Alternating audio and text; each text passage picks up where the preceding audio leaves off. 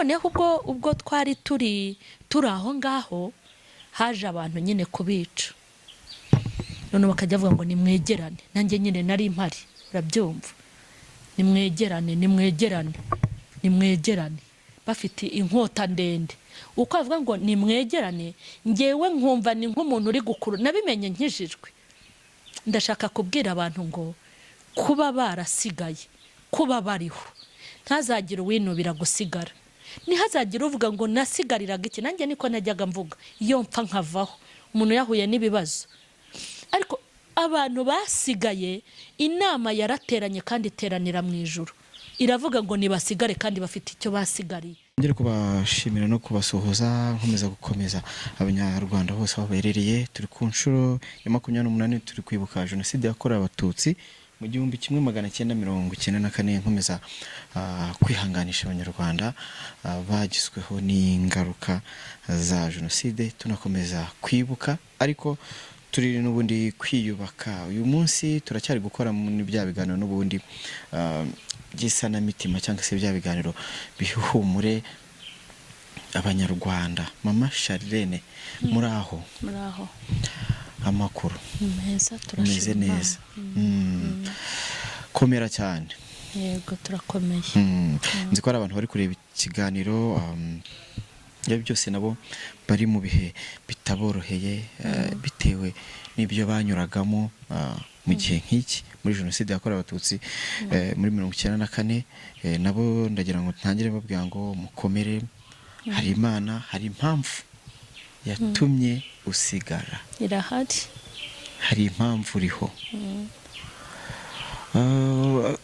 Impamvu wenda ndahera ku kintu cya mbere. Hari umuntu duheruka kuganira, arambwira ngo buriya uzi ko ngo ibikomere bitajya bishira. Ndamubwira ngo kubera iki? Arambwira ngo hoya, ushobora kuba umuryango mwiza uri imfubyi bakakwitaho bakaguha buri kimwe, ariko warabuze ababyeyi bawe n'abavandimwe bawe, ari we wasigaye wenyine. Iyo ugiye gukora ubukwe, menya ko uwo bagiye guha ingofero ntabwo ari papa wawe ukubyara. Yego. Uwo bagiye guha igiseke ntabwo ari mama wawe ukubyara. Aho niho hahandi bya bikomere bigarukira. Yego. Hari igihe biza gutyo wenda nta muntu bigizemo uruhare, ariko hari n'igihe bikomere biza bigaruka ari abantu babiguteye. Yego. Uri umubyeyi, ubuze umuntu ukuzanira amazi, ugahita ko wabyaye. Yego. Kandi ukibuka ko bo wabyaye bishwe. Wenda iki kiganiro turaza kugitwara ku bupfubye cyane. Wenda nagiye mbona abantu hari abantu nagiye mbona nanashimira abantu bose, abarinzi b'igihango. Reka mbashimire uri kuri iki kiganiro, uwagize umuntu arokora wese muri jenoside. Imana imuha umugisha. Hari abazwi nka Gisimba, umwe mu bazwi, hari n'abandi benshi bagiye bahari. Iyo tuza kugira abarinzi b'ibihango benshi, ntago iriya miliyoni irenga abanyarwanda nicyo buri muntu wese avuga. Tugiye ku bupfubyi rero, hari ibintu bibiri wenda turi buze kuganiraho. Wenda nawe ndagira ngo wenda use nkumbwira ku bupfubyi. Ese wowe nka Mama Charlene, nimba jenoside yarabaye, wenda uri ufite ubwenge, ese hari byibuza icyo waba warabonye cyakwigishije, cyangwa se mu mutima wavuga ati ibyo ari byose ibyo nabonye, cyangwa se jenoside yabaye, abana banjye byo nzabaganiriza, mfite amateka nzabasangizaho. Hari icyo ushobora kubwira abantu wenda badukurikiye bijyanye n'ibyo ngibyo? Yego. Hari n'igihe abana banjye bigeze kubimbazaho, sibye ko nka ba Charlene bo bariga. Hari n'igihe usanga bazi ibintu kuruta twebwe, twitwa ko ari twe twari dufite ubwenge wenda butari bwinshi. Ariko reka mbabwire, umuntu udashobora kwigishwa na jenoside yakorewe abatutsi yabatiga. Nimba hari abantu bakwiye kuba abahanga bakaba abanyabwenge n'abanyarwanda, kandi ikintu cya mbere bikwiye kutwigisha n'urukundo reka nkubwire umuntu ugifite ubugome ugifite umutima mubi wo gupfobya no gushinyagurira abantu ingengabitekerezo ntago mbizi nimba barabumbwe cyangwa bararemwe sinzi bira bintu ntago ibintu byabaye ni ibintu by'indengakamere rikumva wenda tuvuze nko ku bupfubyi njyewe ntago nabaye imfubyi 100%. Nta nubwo nzi n'ukuntu nasobanura njyewe ibyambayeho. Ubundi umuntu w'imfubyi umuntu w'imfubyi usanga ari umuntu wizizira, sibyo? Ntari bubwire mama, ntari bubwire papa, ntari bubwire abavandimwe be, ni wenyine. Burya ni ubupfubyi bubera bubi. Rero kuvuga ngo nibikomere ntibishira nibyo. Hari igihe ukomara utendera nyine umuntu akakubabaza gahita wimbuka ko wari kuryama mu gituza nk'ukuntu njya mbona nk'abana banje kuno baza kuntetaho ugasanga we nta muntu wo gutetaho agize gute afite. Ku kintu cy'ubupfubyi wenda ashobora kubivuga bamwe bakavuga bati wabaye yo ryari, ariko burya buri wese buri fubyi yose irimenya. Njyewe ubuzima nanyuzemo ngenda mbwira abantu ko narerewe kwa nyogokuru wanjye. Umuntu ukurera burya aba ari umubyeyi wawe. Hari amagambo marume yajyaga ambwira ngo nzakwishyurira, ntago nzabyibagirwa. Nuko hashize igihe gito akagenda nyine simubone, ako nzi ko ijambo yambwiye ntago data yari yararimbwiye cyane ko yavugaga ko atanambyaye. Yambwiye ijambo ryiza, arambwira ngo nzakwishyurira primaire, kwishyurire secondaire, kwishyurire na university. Yari ari kuntera courage kubera izo kwiga bitewe kandi nuko yambonaga cyangwa nuko byari byagenze. Muri make ntera courage. Ndibuka ko inkweto nziza nambaye nazambaye ndi kwa nyogokuru. Ibiryo byiza nariye niho nabiririye. Muri make wari umuryango wanjye uri kundera. Mu gihe rero nari nishimiye ubuzima, mbona ukuntu nyine gahunda yanjye ariyo kwiga gusa ubundi nkirira nkinywera kuko nta kibazo nari mfite kwa nyogokuru. Igihe kigeze ndabyibuka bajya kubica. Jenoside itangira, umuryango ni nkaho wishyize hamwe, baza ari abantu benshi bose baza kwa nyogokuru kuko marume wanjye yarasengaga cyane. Njyashima n'Imana kuko abantu bose bagiye aho ngaho, bahoraga mu materaniro, biberaga mu materaniro, mu masengesho. Abantu benshi bagiye aho ngaho bagiye bejejwe kuko bari babizi ko bagomba gupfa. Noneho ubwo twari turi aho ngaho haje abantu nyine kubica. None bakajya avuga ngo nimwegerane, nanjye nyine nari mpari, urabyumva, nimwegerane bafite inkota ndende. Uko avuga ngo nimwegerane, ngewe nkumva ni nk'umuntu uri gukuru, nabimenye nkijijwe. Ndashaka kubwira abantu ngo kuba barasigaye, kuba bariho, ntazagira uwinubira gusigara. Ntihazagira uvuga ngo nasigariraga iki. Nanjye niko najyaga mvuga iyo mpfa nkavaho, umuntu yahuye n'ibibazo. Ariko abantu basigaye, inama yarateranye kandi iteranira mu ijuru, iravuga ngo nibasigare kandi bafite icyo basigariye kandi bamwe barakibonye. Nkajya numva ni nk'umuntu urimo kunkurubana ambwira ngo subira inyuma. Nagiye kigongogongo, niko bagenda begera avuga ati nimwegerane, abandi bakagenda. Ngewe nkajya numva ni nk'umuntu uri kumbwira ngo subira inyuma. Ngenda kigongogongo, nari na gatoya ndakana nambaye ikizibaho, kigongogongo. Noneho ya Mana yashakaga ko muri abo bantu nzaba umuvuga butumwa, nkahumuriza abantu mu gihe kimeze gutyo. Iragenda ibahuma amaso ntibambona, ariko abana twanganaga n'abakuru nta numwe wigeze ahava. Abo bose bari bara, nta numwe wahavuye. Nkagenda kigongogongo, mbona ari nka marayika wabonaga ko muri iki gihe nzaba mpari. Nibutse mbwira abantu ngo abagiye ntago bari abanyabyaha, n'abasigaye ntago zari intungane. Imana yakoze ibyo yashakaga gukora, ntawe ujya yibaza ngo ibyo wakoze ni ibiki. Ngera ahantu mbona Imana nkaho yabahumye amaso, sinagenda kigongogonga, ahubwo ngira gute, mpita niruka nkandagenda nicara mu rutoki. Nuko naje kubaho, njya guhagarika kwiga ngo ndeke amashuri. Narebeye ku bana b'abahungu bo muri famiye, ku bana b'abakobwa bari barangije kaminuza n'abandi bari bazitangiye.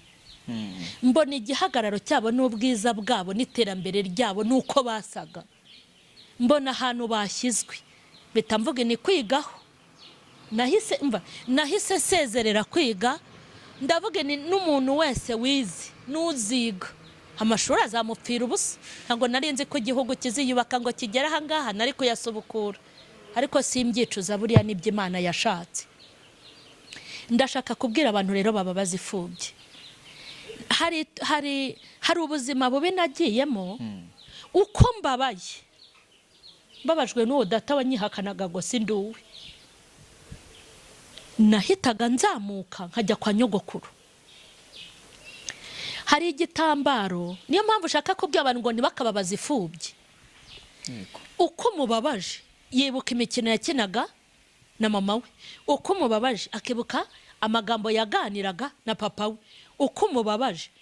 Umva rwose pe, abantu bajye bareka kubabaza ifubye, kuko naho utamubera umuryango 100%, ariko hari ibyo mwibagiza,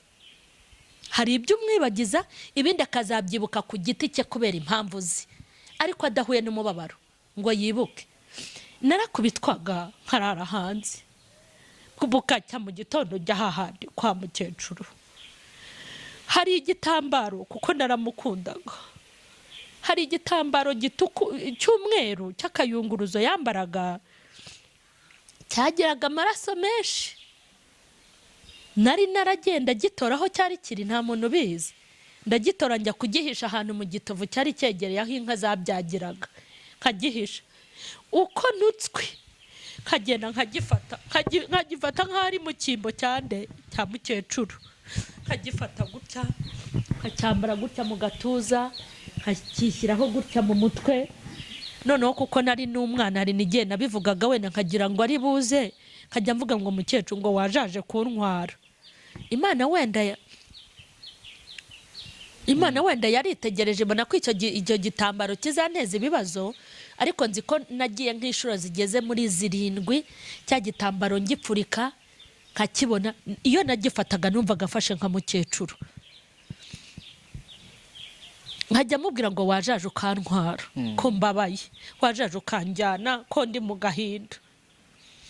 Nabiterwaga n'ibitutsi natutswe, kandi nkibuka ko aho narindi nta kibazo nagiraga. Mpamvu rero nk'undi ifubye n'abapfakazi, nuko nabaye muri ubwo buzima bwa gipfubyi bwo kwimenya, kwishyurira inzu, kwigaburira. Mfite imyaka 15, kwigaburira. Hanyuma iyo naburaga y'inzu, nibukaga ko kwa mukecuru ntagodeshaga. Nkibuka ko ntagodeshaga.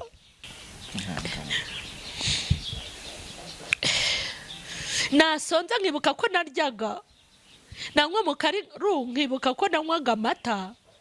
Kubabaza ifubyi rero havumbuka ibintu byinshi. Niyo mpamvu nta muntu uzababaza ifubyi ngo agubwe neza. Kandi noneho ubwo buzima nari ndimo, ninde se wari kunyitaho? Ntawe wari kunyitaho, ntawe wari kumba hafi. Ariko ndashimira Kirisito wibarujeho ifubyi n'abapfakazi, akibaruzaho n'abadafite shinge na rugero. Iki kintu cyo kuvuga ibikomere ntibishira, impamvu wenda bidashobora gushira nuko hari ikintu gishobora kukwibutsa ibyo wanyuzemo. Ariko nk'ubu ngewe aho ngeze si ukwirarira. Wenda nk'uko turi muri ibi bihe bati tuzibuka, iyo bigeze muri uyu mwanya nanjye ndabibuka, kuko nibuka ko bambwiraga ngo bazanyishyurira, nkibuka ko wenda no muri ibi bibazo mbamo nari kwiruka wenda nkajya kwirebera nyogokuru, cyangwa nkijya kwirebera marume wanjye wankundaga witwaga Sebanani. Ariko kuva nakizwa ngahura na Kirisito, yarampumurije. umva mfite ihumure, ndakomeye, mu kuri kose shobora kubabara nk'uko hari akanyama k'umubabaro kaba mu mwana w'umuntu, ariko Yesu yaranyomoye. Yesu yaraje ahagarara mu cyimbo cyabona abuze, ahagarara mu cyimbo cy'abari kungirira umumaro, angirira umumaro. Nta nubwo mbizi ko abona abuze wenda bari kugeza ku rwego ngezemo. Yesu nimba navuga ngo yakoze ikintu bita kudepasa, ankora mu undi muntu udasanzwe. Iyo mbona ukuntu Imana itakoresheje amaboko y'abavandimwe, ngo ikoresha amaboko y'ababyeyi, ikoresha amaboko y'itorero sengeramo, kuko ngemeze nk'umuntu wahawe akato na buri wese. Imana ikoresha amaboko yayo bwite, irigwatiriza, iravuga ngo mukesha Imana Emerita nzamugira umuntu ukomeye, azaba umubyeyi abyara abandi, azahumuriza isi. Ibi bintu birampumuriza kuko ntago nsa n'icyo nari kuba cyo. Nabaye undi muntu, deja sinizi, ntago nigeze niga. Imana yankozemo umuntu umeze nkanjye, ndakomeye burya, mba umuntu ukomeye, mba umuntu ukomeye. Rero nabona ukuntu Imana yasize ariko ntisigire ku ruha, nkaba umuntu w'ingirakamaro, hari ibintu ntakitaho. Yego ni byiza cyane.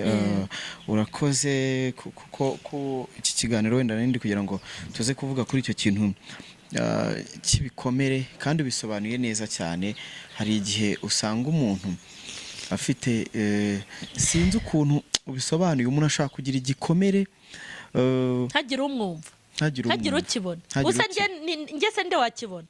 Nese ubu navuga ngo ndifubye, navuga ngo ntago byakumvikana, ariko ubupfubyi bwanjye buzwi nanjye n'Imana yanjye. Ubundi rero icyo ni nacyo gikomere, ni ikibazo uhura nacyo ariko abantu batabona. Nk'ubu njye sinshaka kujya mu rutonde rw'imfubyi, ariko kuva ndi gatoya narezwe bupfubyi ndinda nkura, ku buryo n'abantu batanzi ntabibabwiye bari bazi ko njye ndifubye. Hari abantu nigeze nkorera bari baravuye i Bugande b'abana beza, bakajya bambona ndagapfubye kuko nta wampamagaraga, ariko bamfata neza cyane, bamfashe neza akana k'Inyanza, bampakaye nabo barampumuriza, bamba hafi, bamfataga nk'imfubyi. Kubera iki? Nta wansuraga, nta wampamagaraga, nta wari unyitaye, kandi nakoraga akazi ko mu rugo. Kuba rero wakora akazi ko mu rugo ukava mu ishuri ukabura ukwishyurira kandi ufite umuryango, nyine niho ubera imfubyi. Yego. Ariko ndashaka kubwira abantu Imana yatwibarujeho n'iminani n'ibibanza yarabizabiduha, ibindi yarabiduha. Nakunze ijambo wakoresheje, uravuga ati za mfubyi ko Imana niyo yababereye ababyeyi, yabibarujeho nuko yabibarujeho. Yego. Kandi nimba yaramwibarujeho ati nubabaza imfubyi ntabwo bizakugwa ubuhoro, ntabwo bizabagwa neza abantu bababaza imfubyi. Reka nkubwire urugero, uri nk'umusore, kuba abasore baratinyuka. Umusore ufata umwana w'umukobwa warokotse jenoside akamutera inda akamwandagaza, nahita amenya ngo uwo mwaka, uwo muvumo, akamwihakana, uwo amubabaje bwa kabiri. Iyo umuntu mukundana bakubwira ko agukunda aryama ntasinzire, ukahita ubyishyiramo ngo yo hazajya mu cyimbo cya data na mama nabuze. Hanyuma iyo utamubereye mama, ntumubere papa, ntumubere mubyara we, ukamubera ikirura, uzishyura tu. Kuko umuntu ubabaza imfubyi, nongere mbivuge, ni umunyamivumo. Umuntu ubabaza umupfakazi ni umunyamivumo, kuko ni se wifubye kandi akamuba umugabo w'abapfakazi.